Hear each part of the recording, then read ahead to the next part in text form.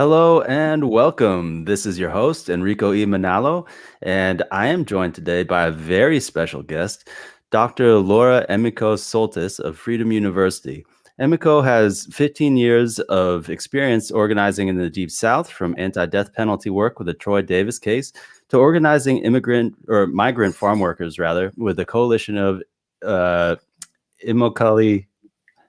Help me out here again. Broccoli workers. Yes, like broccoli, you said, and I totally forgot that. I'm sorry about that, everybody.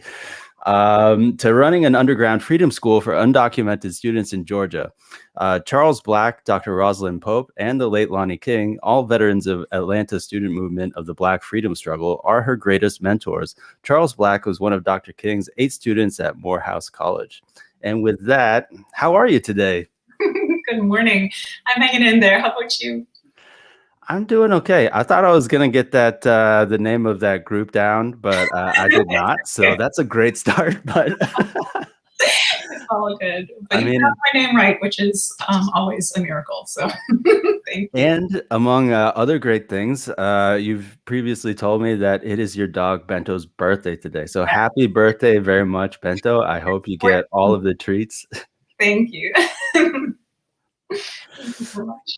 So if you could just tell us a little bit about you, we're going to start out with our first question. How did you fall in love with what it is that you do? Oof, that's a Forrest Gump story. But I guess the shorter version is that, the current work that I do, serving as the executive director of Freedom University, it's really just a fancy title for, being a janitor and van driver and bail bondswoman and teacher and everything. But, running an underground freedom school in the South isn't something I could have ever imagined myself doing. I mean, who does, right?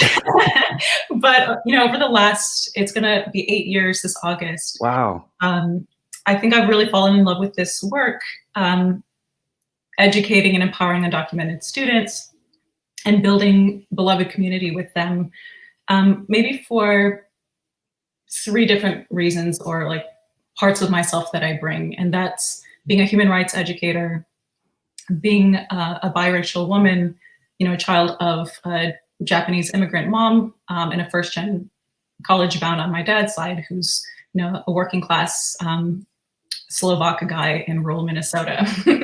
And then also as a creative person. I grew up as a musician, but I also am a photographer. Ooh, that's one of my photographs behind me. And I love creating things. And so, as a human rights educator, I fall in love with this work because it is deeply fulfilling to restore my students' sense of human dignity after a lifetime of really feeling dehumanized and criminalized in this country. And as a human rights educator, my job is to help deepen their consciousness. Yeah. And when we say critical consciousness, or when I say critical consciousness, I'm not talking about flowery ideas, but as a teacher, I'm trying to help them recognize injustice rather than really internalizing their criminality or this dominant narrative of being illegal. Obviously, no human being is illegal, but oftentimes it's internalized, right? And so helping them recognize an injustice, assert their human rights, even if they're not a citizen in this country, they're a human being. Mm-hmm. And then also to help them believe that things can change through collective action. And like you said in your introduction, thank you so much for honoring my mentors as well. But I think this is fulfilling because I get to be a vessel of knowledge to share with my students what I've learned from my teachers. Wow. And I think that there's a lineage of learning that happens in movements that no one is, of course, born woke. You have people who bring you in and hold you accountable and challenge you. And for me, I was really grateful to have a great K through 12 public education in Minnesota, a full scholarship to the University of Georgia, and a fellowship throughout my PhD program. And while that was my formal education, I really got my political education in Immokalee with migrant farm workers from Mexico, Guatemala, and Haiti. And they were my teachers, right? They were bringing in knowledge from southern Mexico, the Zapatista movement, the Mayan struggle against genocide in Guatemala, and Haitian workers who were fleeing, political violence as boat people to Guantanamo Bay, to Florida, and they were bringing in their pro-democracy movement skills. And I was grateful to be a part of the Student Farm Worker Alliance and learn so much from that community.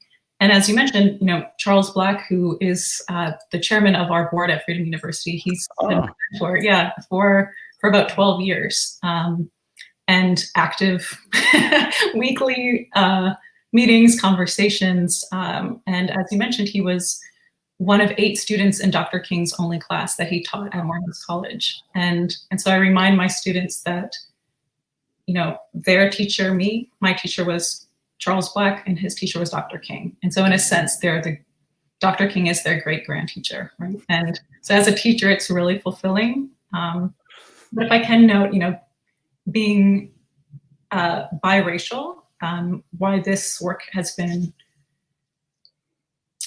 meaningful to me, and really reflecting on this question, I think that even though I'm not undocumented and I have the unearned privilege of being a citizen by the arbitrary location of my birth, which was Minnesota, being biracial has, for a lot of mixed kids, finding a sense of identity or community is difficult. But over time, I've become more comfortable being at what Gloria Anzaldúa calls the borderlands of identity. Of being from neither here nor there, feeling never quote American, people always asking where I'm from, to going to Japan or Asia and being seen, as white or basically Swedish, and I do not, look 100% Japanese. And I think that over time, learning to navigate these different worlds and different identities and translate across them, that became my superpower, right? And there's something deeply fulfilling of being able to use your superpower for good, and it can also be healing. And in that way, even though I'm not undocumented, I was first gen on my dad's side to go to college. And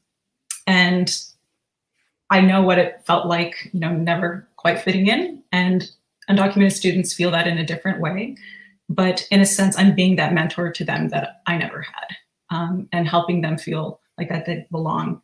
Even if they don't feel quote unquote American, even if many of them went K through 12 here, or feeling, fully Mexican, Guatemalan, Nigerian, etc. And then, as a creative, as a creator, I love Freedom U in the sense that teachers are also coming as students, and we come as full human beings, not just clock in, clock out. You're a teacher right now. We are people.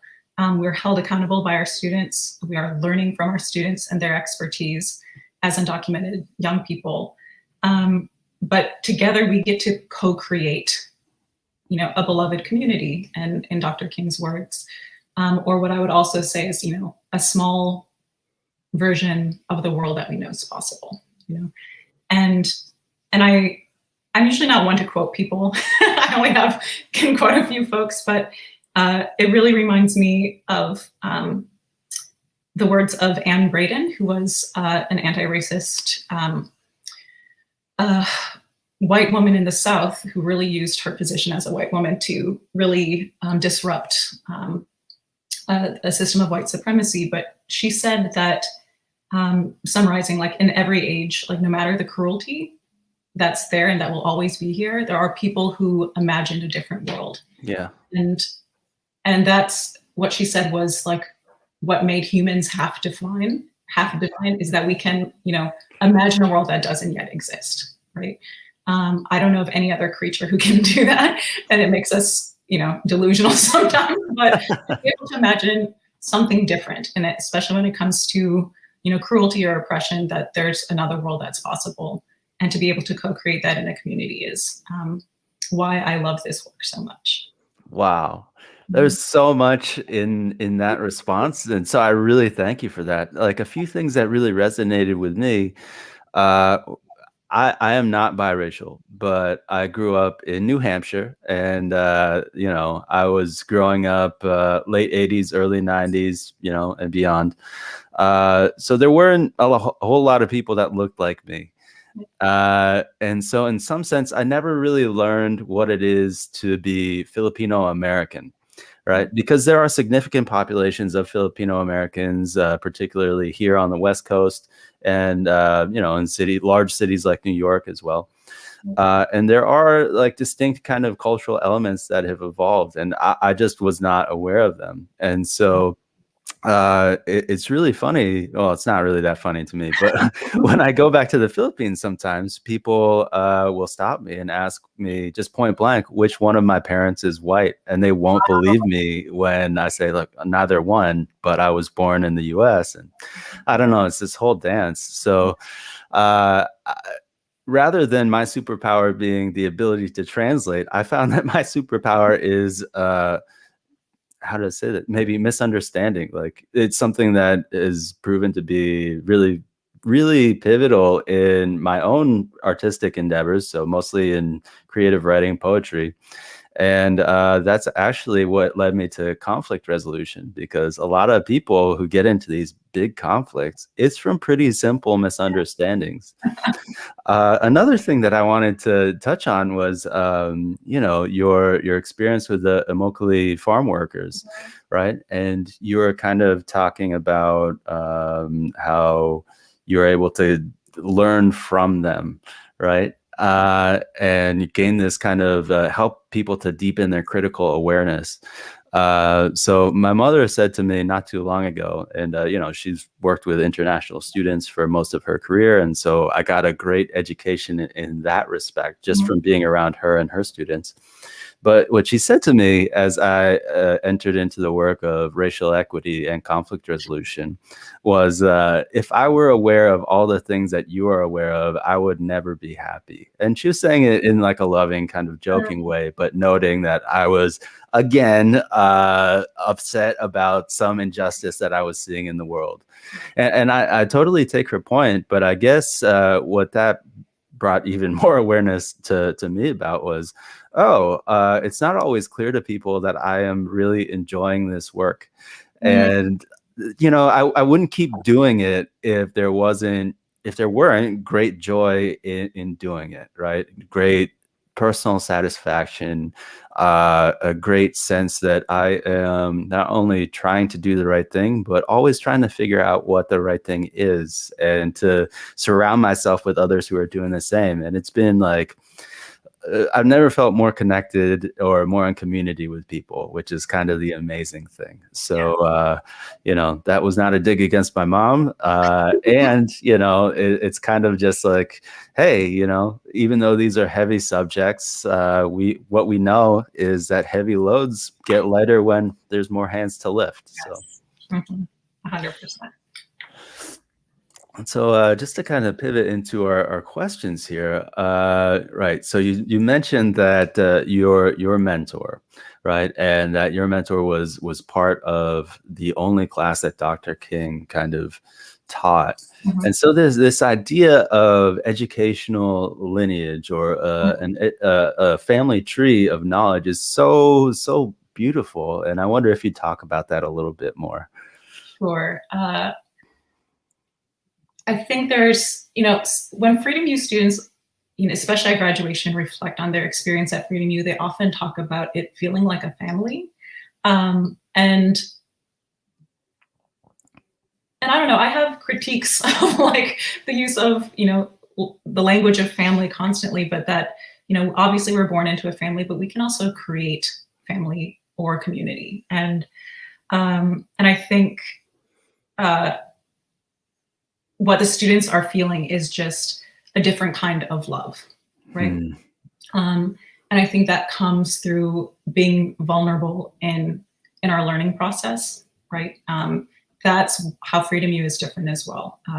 Even though, the vast majority of our faculty are people of color, we have undocumented or formerly undocumented faculty. The majority of our faculty are coming in without intimate knowledge of what it means to be undocumented. And instead of treating undocumented students as these empty receptacles that need to be filled, what Paulo Freire calls like the banking model of education. Mm-hmm. When I recruit faculty and we are preparing them to teach at Freedom U, we have 3 DACA staff members too, who are helping to train these faculty before they come into our classrooms, is, to make sure they are fully recognizing undocumented students as human beings first and foremost, Yeah. who are also like experts on what it means to be undocumented, what it means to be an immigrant in the South, and that we are also coming in as students.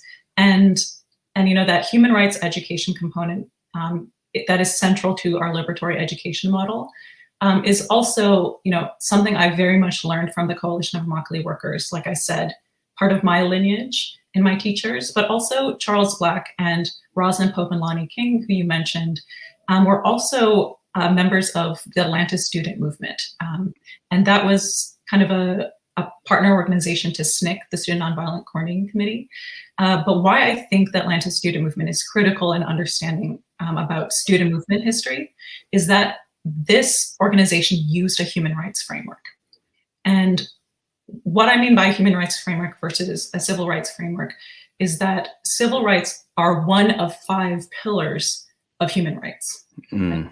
So human rights are political rights, like the right to vote, civil rights, non-discrimination, economic rights, like the right to join a union, social rights, like the right to education, cultural rights, like the right to speak your own language and have your own culture. And these students of the Atlanta student movement were framing their Black freedom struggle in terms of human rights. Mm-hmm. And only, 12 years before, they published in 1960, March 9th, 1960, an appeal for human rights. And it was written by now Dr. Rosalind Pope. I think in the kitchen of Howard Zinn, by the way. Really? At the time, yeah. And, this only 12 years before was the Universal Declaration of Human Rights, which was proclaimed at the start of the United Nations after the devastation of World War II. And young people were trying to frame the Black freedom struggle in terms of human rights. Mm-hmm. And, it eventually, in common language, became known as the Civil Rights Movement, but it was really a civil rights era of desegregation and non-discrimination, the Civil Rights Act. But that was part of a larger freedom struggle that was a human rights struggle that was, recognizing the full spectrum of human rights. And I think that deeply impacted me, of using a human rights framework, of understanding the Black freedom struggle through a human rights framework, that W.B. Du Bois and many other people in the Black freedom movement were using a human rights framework as well. Carol Anderson and her work, Eyes Off the Prize, does an incredible job of reclaiming that history. But yeah, that human rights framing in the South for undocumented young people, that's how Freedom U is different. And that comes from, when I called myself a vessel, this isn't, Emiko's like introduction to Freedom U. I was passing on knowledge. Right. That was given to me by migrant farm workers in Florida, that was shared with me through, veterans of the Black freedom movement. And my job is that vessel, that lineage of connecting that to students. So as you were just talking now, something occurred to me that made me love that explanation so much more. I'm going to make an assumption here that, like myself, you have received the following question at some point in your life, if not once, multiple, perhaps multiple times, which is, where are you from? No. Where are you really from? And so I'm not satisfied with Minnesota, right? So, if there are people out there watching who are like, right now Googling Freedom U, there might be some people who are like, what? A university for undocumented students? This lady's been talking about human rights, but what about, our rights, that kind of thing. Mm-hmm. And so effectively saying like, where are you from? Where are you really from? Freedom U. And so having that kind of lineage is such a great way to be like, what do you mean? Where am I from? We're human beings. Yes. And that is the fundamental logic of human rights, is that these rights aren't yours because of where you're born or what borders you cross. If you're a human being, these rights pertain to you by virtue of your humanity. right? Yes. It can never be taken away from you. And, Hmm. you know, that framing is critical, especially in, um, a world of globalization where, our social world has been compacted and where, goods and ideas and the internet makes things travel across borders easily. But the only things that really can't are human beings, right? Right. That allows borders to really reinforce, a dual labor market, in the United States of citizens and non-citizens, and keep people from globally from traveling across borders like, again, like shoes do, but like human beings can't, right? Yeah. And data can be transferred easily across borders, and it allows the descendants of countries that colonized the world to travel the world freely, primarily the Yeah. United States and Europe, to have visas. But sometimes they don't even need visas to enter most countries. Mm. While, people who are formerly colonized, or mainly people of color around the world, are unable to travel the world freely. And so issues of citizenship, are fundamentally, at odds with, that's the riddle of human rights, is that right now, the global system requires countries to implement human rights, but the right to free movement, Article 13 of the Universal Declaration of Human Rights, we need, to be teaching a human rights framework to recognize human beings as having rights rather than simply citizens. Yeah. And just to kind of clarify here, there are a lot of people who treat rights as a consumable, as a resource, Mhm. right? And I think that just really speaks to, well, frankly, how deeply ingrained capitalism is into how we see things. And I bring this up because I'm a conflict resolution person, more of a conflict management person, to be quite honest. But really, one of the key things that gets people into conflicts is competition over scarce resources. Mhm. To be super, super clear, human rights are not resources and they are not scarce because they cannot be taken away from people, Yes. right? So there's no sense in fighting somebody is not taking your human rights simply by existing. That's not how it works. And so that reframing is super, super important. And it is not a zero-sum game. When other people's rights are respected, you do not lose your rights. Right. So exactly what you said, that rights aren't a resource; they are inherent to our humanity, and they're either respected or not. And when other people's human rights are violated, it threatens your own, and that is why we all have an interest in making sure that everyone's human rights are respected. Mhm. Yeah, absolutely. I mean, in some sense, if we're looking at the history of this country, it does make sense that we kind of developed this culture of focusing on rights because many people immigrated to this country, and so they did not have the well-established social structures from where they were coming from. And so when a lot of strangers come together, you have to set ground rules so that because everybody's bringing different perceptions to the table. And so, especially in our nascent nation's history, they really helped us to get along with each other. But at some point, and just like with person to person interaction, some level of politeness, like let's say you've known somebody for 30 years and they're still being very polite with you, you get the sense that they don't really want to hang out with you so much, right? Like you're not going to go get a beer after work or like just pop by, right? So, politeness in some sense keeps people at a distance. Yeah. And which is not to say that we should get rid of rights, but I'm saying like maybe we should get beyond focusing on those rights and to that humanity, right? So past the right of having humanity to actually just the person that holds that. And I see that as particularly important because as many people have noticed, the social structure, the social fabric of this country is very thin, Mhm. right? So people identify more with their political party than, say, their neighbor one state away, right? Exactly. And Or so entering, oh, or their neighbor down the street. Yeah.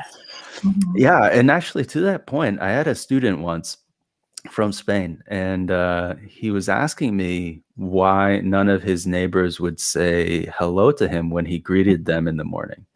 And he was really struggling for words. And eventually, what he landed on was when somebody sees you and they don't say good morning back to you every day, it feels violent. And I had to sit with that for a minute because I grew up like that, you know, and I wasn't realizing that where he was coming from, it's a much different social atmosphere.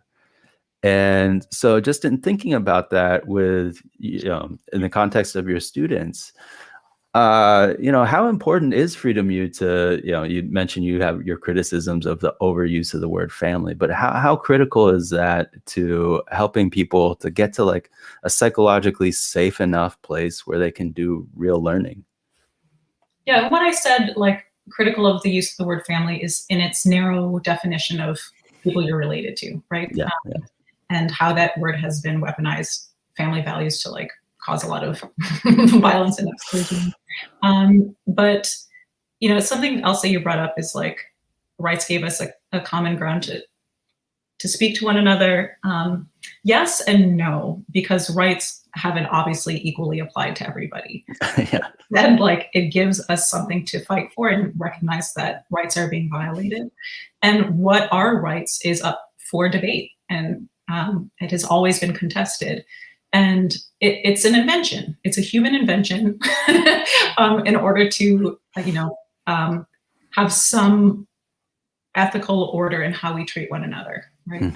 Code of Hammurabi is one of the earliest forms of rights and trying to dictate how we should treat one another. But, you know, I think, oh, I want to honor your question. Would you mind asking me one more time? I was about to go off on a tangent. Oh, thank you. I'll see if I can remember. I was asking about the importance of psychological safety and kind of how people, you know, might access that so that they can learn through having some kind of family structure or, you know, that kind of relational dynamic. Yes, psychological safety is so key to being able to learn, period. And I would say that at Freedom U, we create that, you know, obviously 2020 has been different. We're all on Zoom as of March 2020. But prior to that, you know, we met in person every Saturday and Sunday. And we meet on the weekends because many of our students work low-wage jobs Monday through Friday. And weekends are really the only time we can gather. And we would, every year we would switch locations, but our location was always confidential. Wow. And that was to protect the safety of our students and provide, like you said, that psychological sense of safety. And you know, my family doesn't even know where Freedom U meets. I honor that being confidential. And I think that that's part of that safety, but I think also, you know, so many ways our students are positioned isn't simply that they're undocumented. They're also first generation college bound. They're also overwhelmingly low income. 99% of our students are students of color.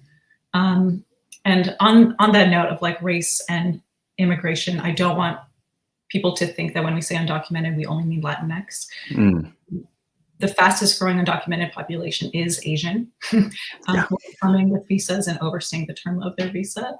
About 80% of undocumented people are Latinx, that's true, but about 14% or 1 in 7 is Asian, and about 5% or 1 in 20 is Black or identify as undocu-Black, and less than 1% are of European descent or identify as white. So when we are talking about undocumented immigration, we're also speaking in terms of racial justice, and that this is, and taking away the language of race, I think undermines this connection and this history of immigration and the recruitment of people of color to provide cheap exploitable labor. Yeah. To exclude them politically and exclude them for political power. That has been a part of US history since its founding, right? And when you take out that racial component, you are taking it apart from that history and why we have the creation of modern illegal immigration, right? And illegal immigration in quotes. And so, you know, I say all of that to say that, you know, undocumented students face other challenges as well. And sometimes I wonder, how Freedom U will change if there's, a DREAM Act or fundamental changes to many of our students' status. Will Freedom U serve only undocumented people? And that's a question that we will tackle if and when that happens, hopefully soon. But at the same time, what provides that safety is that every student is undocumented at Freedom U. Sometimes I struggle, should we also invite other students of color who are first generation, right, college bound, people from mixed status families, et cetera.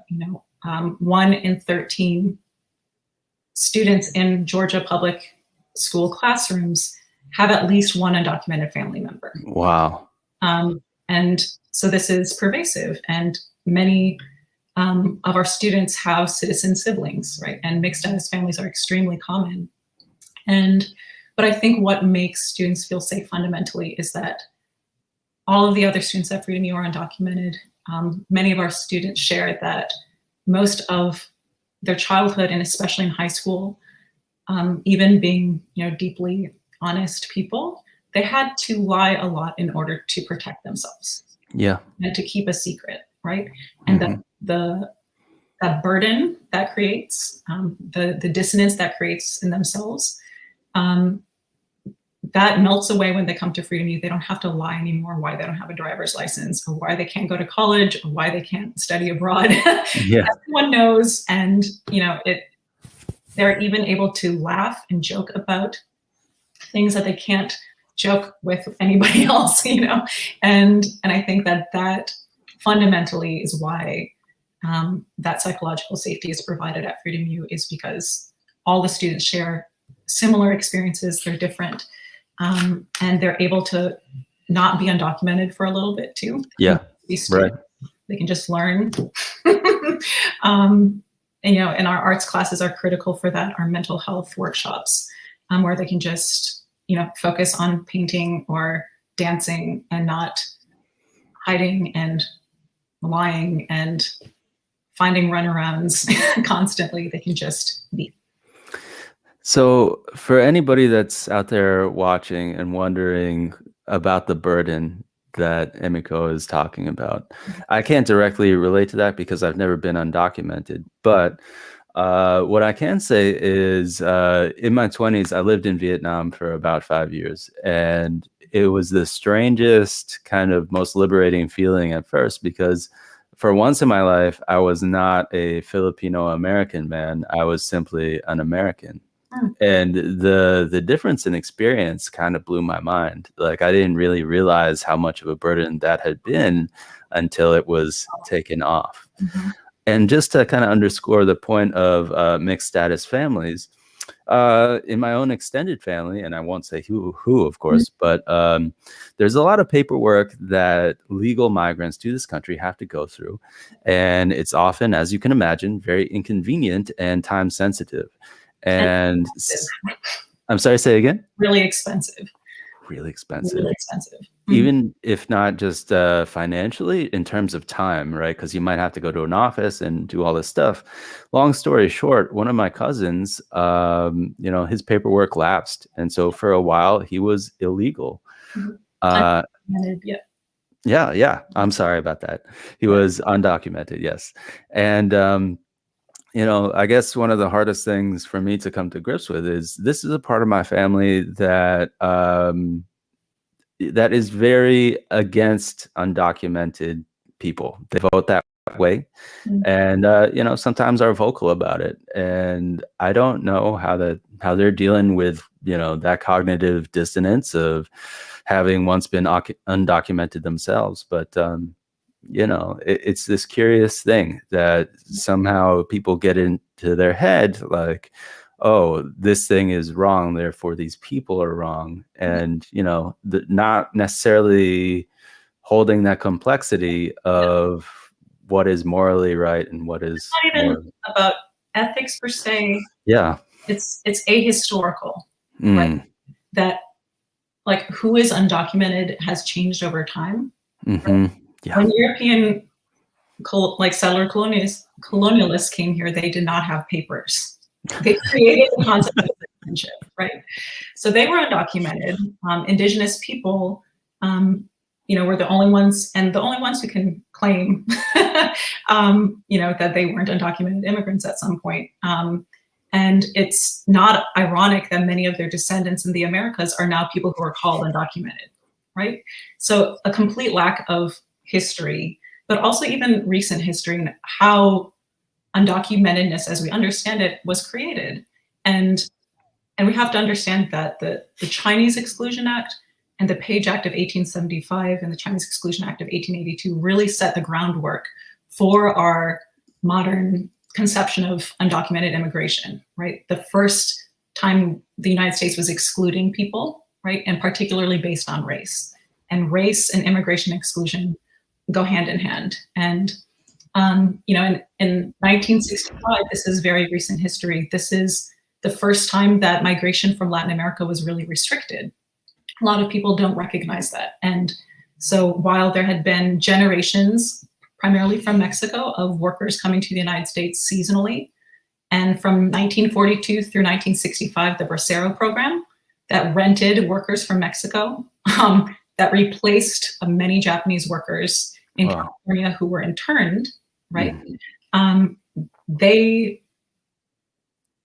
were coming for decades, to provide seasonal labor. And in 1965, with an Immigration Act, those patterns were now criminalized, right? And so it recreated it criminalized immigration as we know it. And so the modern quote unquote illegal immigration, again, was created. And if it can be created, it can be dismantled. Right? Yeah. And what you said about, sometimes people who are closest to undocumented immigration or other immigrants are the most fervent people against undocumented immigration. That's the irony. And that's all the work that we have to do within our own communities, right? I've heard many immigrants or children of immigrants say, well, my family did it right. Oh, God. And yeah, the lack of moral imagination or history is appalling. But instead of judging or casting people aside, the best thing that we can do is bring people into dialogue, right? And that is essentially why Freedom U exists as well, is to provide this extremely rare space where we have these difficult dialogues about race. Freedom U is different in that it's an extremely racially diverse community and organization where our students are Latinx, Black, Asian, mixed race. Our faculty are incredibly diverse. People range from fully undocumented to DACA to formally undocumented to green card holders to citizens who are naturalized or born here. Like it's extremely diverse, and it's a rare space where it's safe to make mistakes and to learn from one another, for people to share their pain, right? And there's a lot of pain coming from immigrants too, who throw a lot of shade at undocumented immigrants. They probably also sacrificed a lot and paid a lot of money and waited many years. But most undocumented immigrants come here one of two ways, which is either crossing a border without authorization, oftentimes escaping political violence, escaping domestic violence or sexual abuse, drug violence, or people are coming with visas and overstaying the terms of their visa. And there are different reasons and ways people become undocumented, and that is so missing from our public discourse, that rarely do people come here simply because they love the United States and they want to come here. Yeah. Oftentimes they're leaving everything behind: their families, their language, their sense of belonging, and coming here knowingly subjecting themselves to a very cruel immigrant detention system and being ostracized and being banned from higher education. Yeah. And while paying taxes and not having the right to vote, right? And again, I hope what people take from this conversation too is that there's so much beneath the surface of the layer of how people talk about undocumented immigration. And it's so connected with a long history of recruiting people for cheap exploitable labor and including them politically. Well, of course, I'm a talker. So I tend to talk to a lot of people that I just meet casually, be that, like a rideshare driver, just people I see on the street, whoever.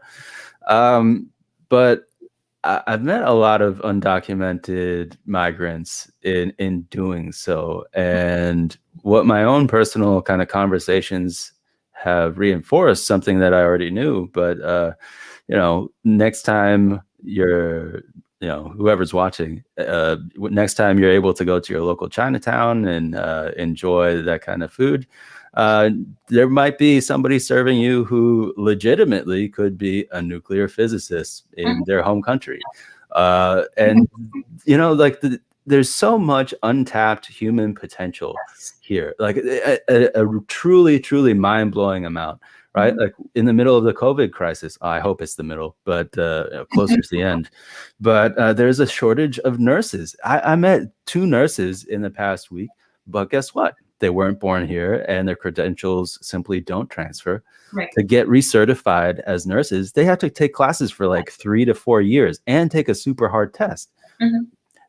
And they can't really be working while doing that. That is not a reasonable way to give people access. Licensed for many jobs, you have to be a citizen. What does citizenship have to do with your ability to do a job well? We are all harmed when people are banned from education or discriminated based on their citizenship status, when honestly, I don't care the citizenship status of someone who can do life-saving brain surgery if I need it. I want them to be competent, and I want everyone to be able to fulfill their greatest human potential. And there's no reason we should be barring people to, again, create an exploitable labor pool. And that is why we have undocumented immigration today.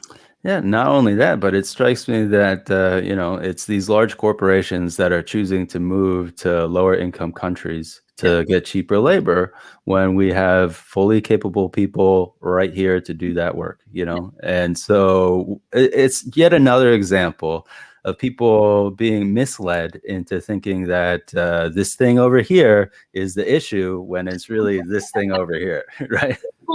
Look up rather than looking down. Right?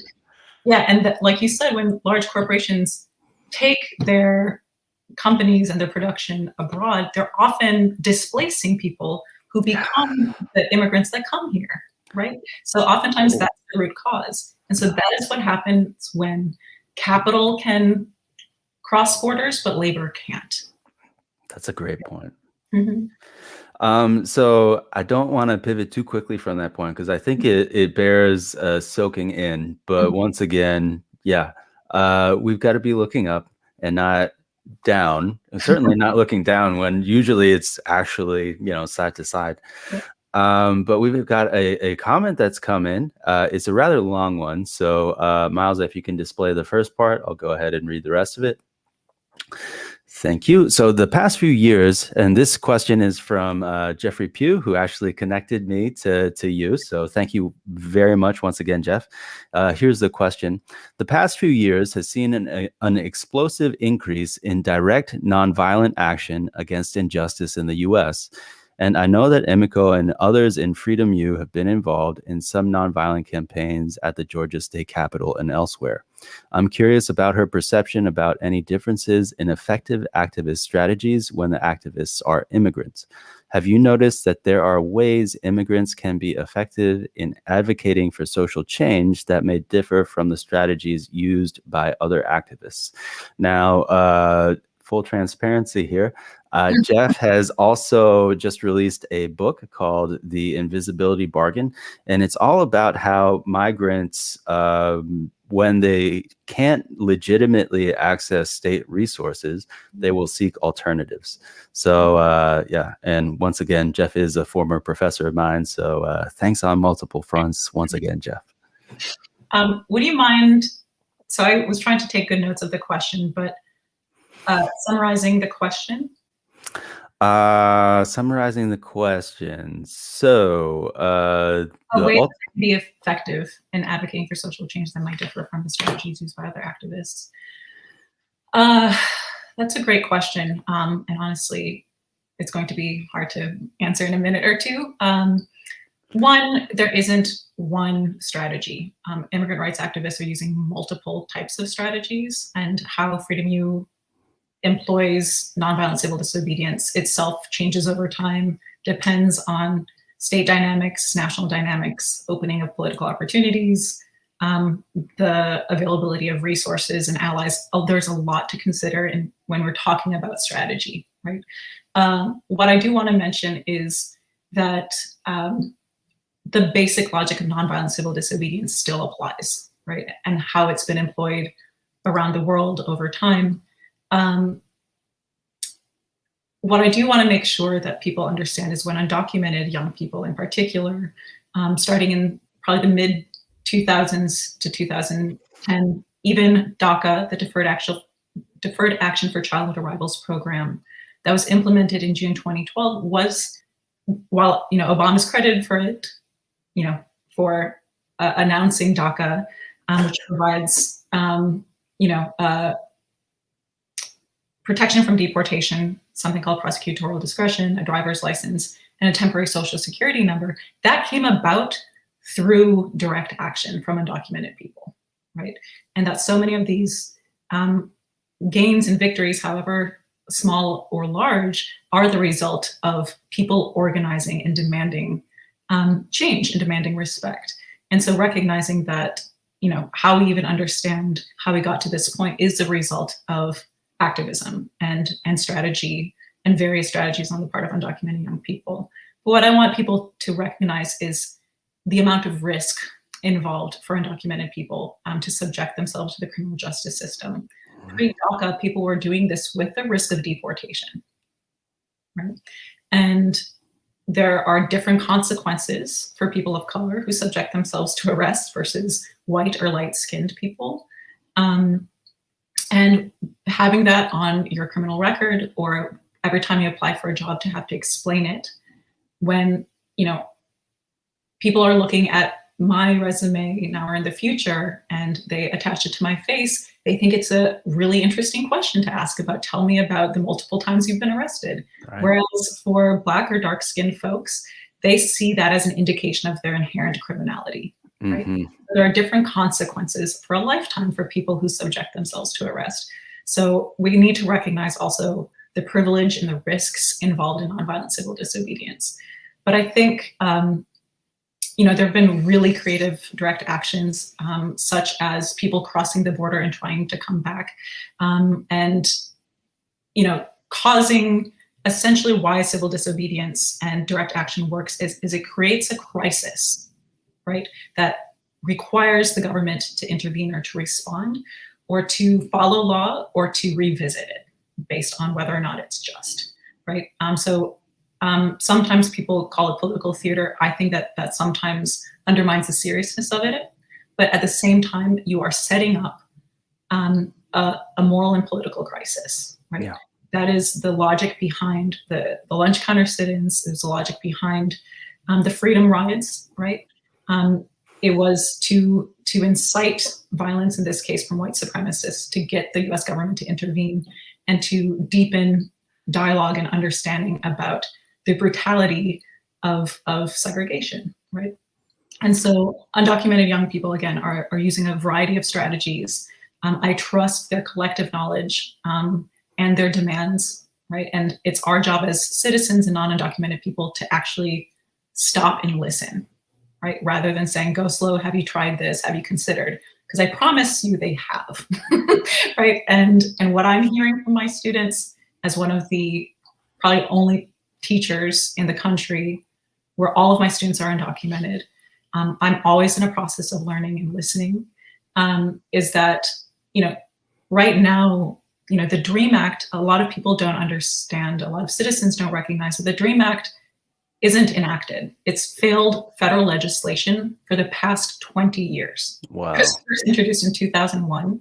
There's another, DREAM and Promise Act in going through Congress now that is the 2021 version, but it's been 20 years that we have failed undocumented young people, right? And for that to be the goal when it protects less than 10% of the undocumented population, right? We need to be listening when people are saying that's not enough, right? We need to be listening when people say DACA is not enough, right?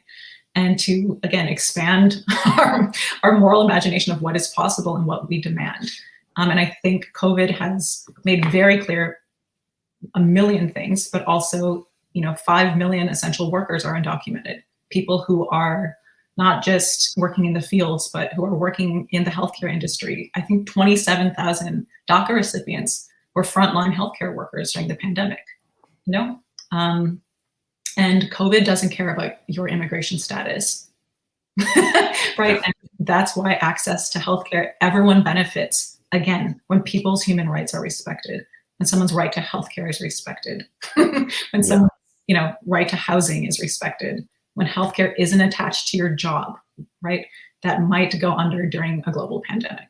And so all of these conversations need to be had, but we can recognize in COVID, we can recognize thinking about direct action strategies, that when we think about this in terms of human rights and in not being a zero-sum game, we all benefit. Yeah. Mm-hmm.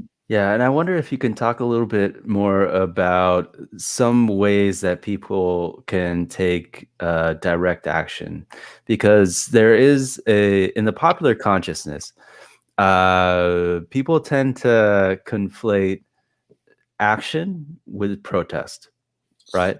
Mm-hmm. And I was having a conversation with a professor of resistance studies at UMass Amherst. That's Dr. Stellan Windhagen, a great guy.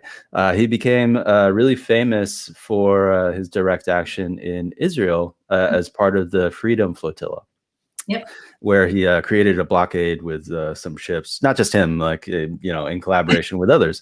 But one of the things in our conversation that came out was he really doesn't like that a lot of people associate any kind of action with protest, because part of his joy is coming up with new and creative ways to be intentional about action. And so I think it's important for people to understand that, because if they're only kind of referring back to their mental model of what they've seen, then they'll say, like, yeah, but protests just disrupt everything, like looting, et cetera, Yeah, but what's in the news, right? Yeah. When direct actions and creative civil disobedience often takes the form of creating an underground school and meeting every Saturday and Sunday in a non-glamorous way, when undocumented students are otherwise banned from equal access to public universities, right? That is a form, I also don't use the word protest like most people use it. It is a form of resistance, right? And not only resistance in a negation, but it is creating something. You're going to ban us from school. That's great. We're going to create our own, right? And so when we encourage people to partake in direct action, it's not just protest. It's not just showing up to take a selfie and to say that you're doing something. Oh, God. It is about listening is a part of that, being accountable, using whatever privileges you may have. We are complex people with many layers of our identities. Yes, of course, there's racial privilege, there's language privilege, there's owning property, owning a home. Make those spaces available to people who need to meet, who need a home momentarily, right? And there's so many ways, and there's so many creative ways that we can all be participating in a freedom struggle. And, Charles Black, he has obviously deeply influenced me in so many ways, but there's this one expression he always comes to that I always ground myself in as well. And that's movements are multidimensional. It requires a deep commitment, high aspirations, a lot of people doing a lot of different things. And that's key, right? Yeah. If we just imagine change makers as people who hold microphones and shout at rallies, who are the people who are taking the notes and driving people and making the food, right? Yeah. And doing the reading and having the dialogues, right? And repairing harm. That's all part of movement work and social justice work. I also add, looking back, a recognition of history and what has been done before, what has worked, what has failed, how things have been co-opted, and then most importantly, doing it for a long period of time, right? And that's what makes an effective movement, is all of those multidimensional components. And that always grounds me. And what you said in your in both the question and your commentary of like that it's more than protest. It's a lot of different daily actions that are needed. I think that daily aspect is so, so important. People often hear me and, others in my field talk about how things need to be practices and not interventions. And that gets at that daily aspect. Mm, And just to clarify for people, you might be thinking, oh, I'm here in my office. Like, I don't really have time to be an activist. Well, but being an activist can also look many different ways, such as in just being really intentional and proactive about recognizing and relating to other people's humanity. uh-huh. And So, you said about being active, because when people ask us and ask me, what is liberatory education? yeah, Right? Um, Fundamentally, when I answer that, I recognize, that I explain that Freedom University also is looking at history. We're looking at the Southern Freedom School tradition and that legacy of 1964 when Student Nonviolent Coordinating Committee activists went down to Mississippi. Yes, they engaged in voter registration drives, but they also established freedom schools with the intention of building up leaders from the grassroots of a different form of education. And so we honor that. Of course, Freedom University, our name honors the Southern Freedom Schools, but we also have the best acronym in the world, which is FU Georgia. And so both of those inspirations is behind our name, but fundamentally our name Freedom University is because we are about the practice of freedom, fundamentally, and that is what liberatory education is. And understanding liberatory education from its opposite, which is honestly a lot of our traditional education system, it is creating students to become passive rather than students to become active. And so when we that think, is the Prussian model for those taking notes at home. That's what our educational system is built on, which was directly created for obedience to the king. yes, so passivity, obedience, conformity to the present system, where we are ingrained in thinking as normal white supremacy, Yeah. imperialism, capitalism, patriarchy, right? As the assumed normal, right? Yeah.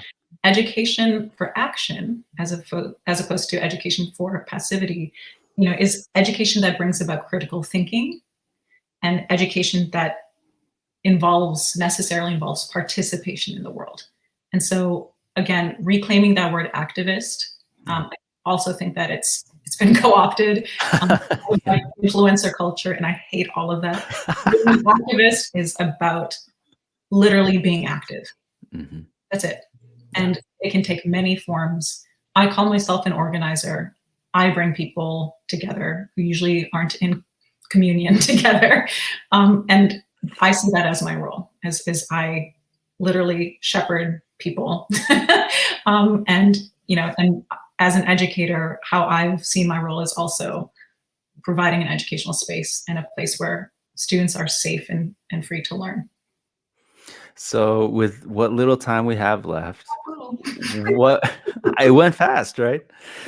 But what would you love to see come out of your work? Ooh.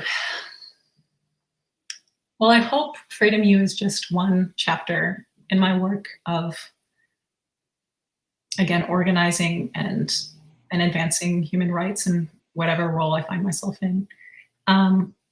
But I hope that I've helped, and the legacy that either myself or Freedom U will have is helping students, of course, gain access to higher education. So far, the last 5 years, 50% of our graduating class every year earns a full scholarship to college, and that's huge. Wow. And we have changed the admissions and financial aid policies at 8 private universities alone. At 8? Yeah, and opening up doors for thousands of other undocumented students. Universities around those other universities, like our campaign at Emory in 2015, then changed their policies, right? Wow. And private universities can set their own policies. And so that is why that's part of our strategy, in addition to targeting state legislatures and Board of Regents, et cetera. But I think fundamentally, I hope that I'm inspiring a generation of freedom fighters, of undocumented freedom fighters, and help my students become more free. And I think that if I can go share a little bit, I know we're running out of time, but No, go for it. especially, being in Atlanta as an Asian American woman, the last month has been difficult for a lot of reasons. But I've reflected a lot and like why I do what I do. And people prying me to answer more honestly is I remember vividly.